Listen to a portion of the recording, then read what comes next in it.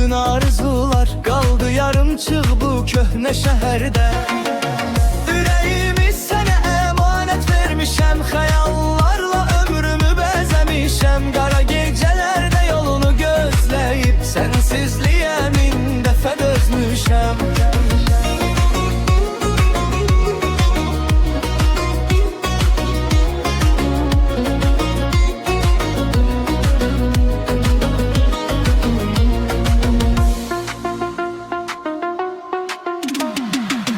Yağış yağır, küçələr səni deyir, küləyi ədən adanını mənədir. Hamı gülür, mən isə susuram, bu həsrəti yalnız qəlbim bilir.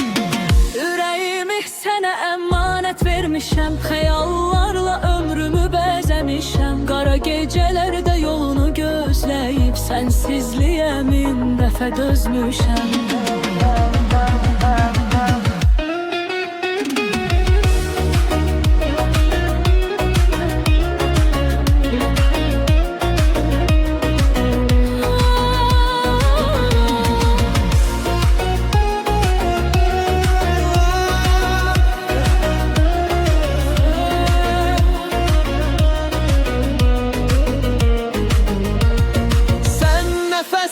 Sen ümidim idin, en güzel sabahım üfüqüm idin. İndi ise yalnız xatirəm qalıb, sanki bütün ömrüm sən idin.